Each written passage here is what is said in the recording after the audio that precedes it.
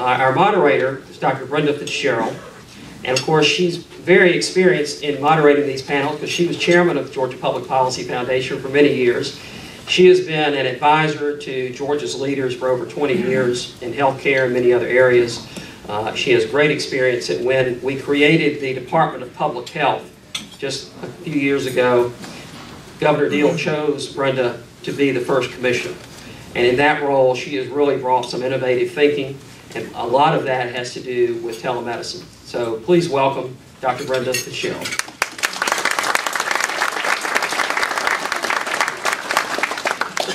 And I tell you what, as I was sitting out there on first the traffic jam on I-20, I live in Carrollton, and then the traffic jam on the bypass, I thought, you know what, that's why we do telemedicine. Because the reality is, until the beam me up Scotty becomes a reality, you're not always where you need to be. And when we looked at where we need to be in Georgia, that was particularly true.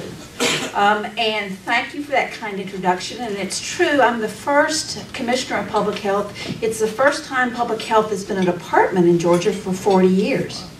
And it's kind of fun, actually. But you can imagine being sort of buried in bureaucracy for 40 years, things may get a little rusty around the edges. And we found that that was true, so there was a lot of room for innovation. One thing public health has, though, that it's always had is we have the data. Now, we hadn't been using it, in my opinion, as well as we should have been, but the data was there. For example, we have in this state one of the highest infant mortality rates in the nation. So we said, okay, let's look, using the data from public health, about where the problem exists. And we took Georgia and we divided it into mile square grid, and we said, where is infant mortality occurring in Georgia?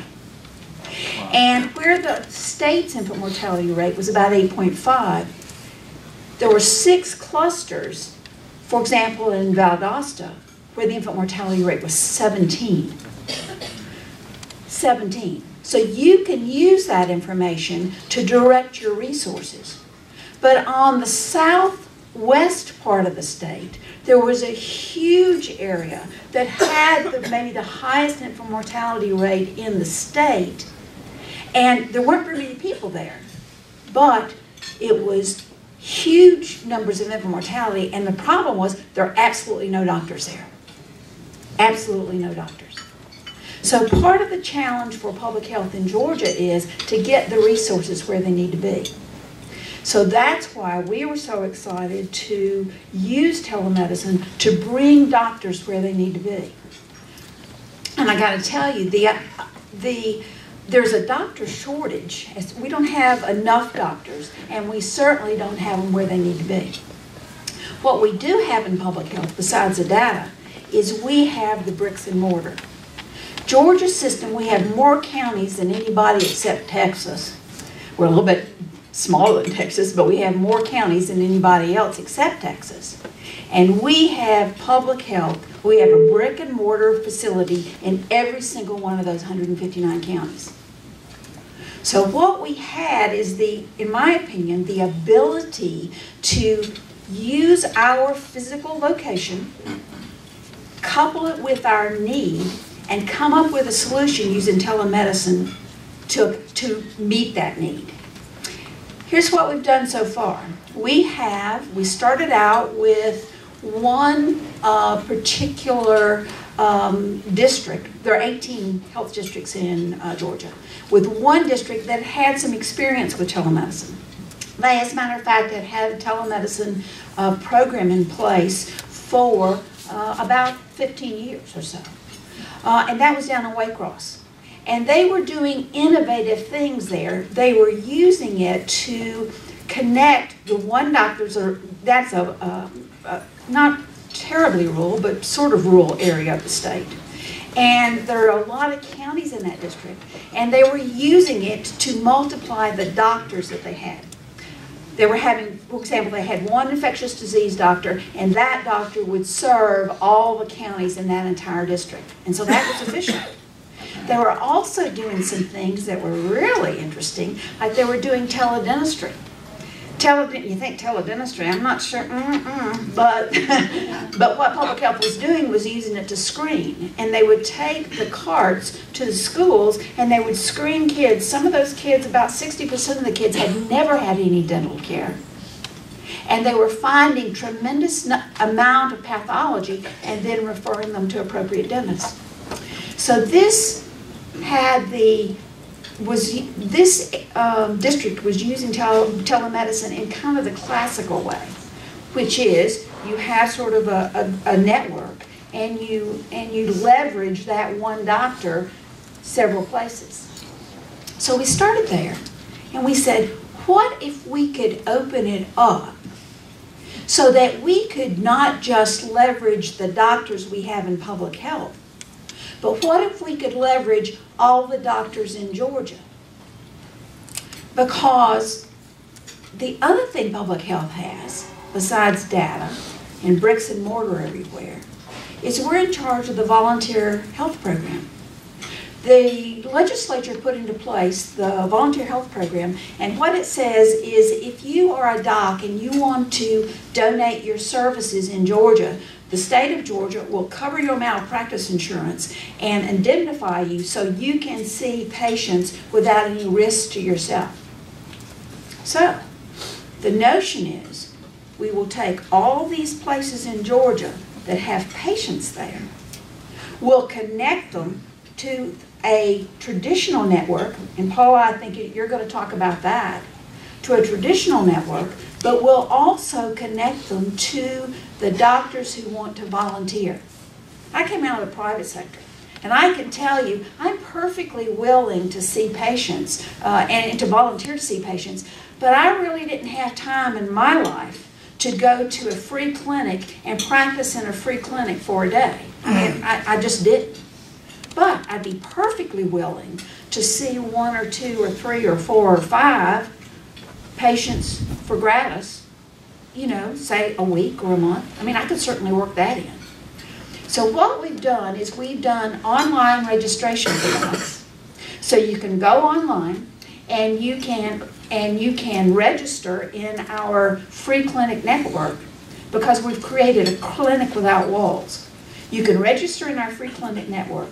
The computer system that you register in bings the medical board and said, yep, this is a doctor in Georgia, A-OK, good to go. So there's a notice that comes back to the doc and says, okay, you're good to go. You can see a patient now. And so we have it. So what we are doing in public health is we have bricks and mortar everywhere. We have now put the wiring in every single one of those counties except I think 2, and they're scheduled. So the wiring is there. We're getting, you know, public health, we don't have very much money, so we're getting some grants to get carts and stuff so that we can increase our capability. But I expect by the end, we've been working on it, public health has been a department for about 1.5 years, so we've been working on it about a year. I expect before too long we'll have the ability, because we can connect with the doctor in their office to do volunteer work. That doctor in their office can see anybody in Georgia for any kind of volunteer service that's required. And in those places where we have high-risk needs, remember I started talking about infant mortality? One of the clusters of infant mortality, for example, is in Albany. And we have some high-risk patients there. The rate of premature delivery, which is the biggest cause of infant mortality in the state, is about 17% for black people there, about 13% for white patients. And when we do our program that's a centering pregnancy, we have lowered that rate to 5.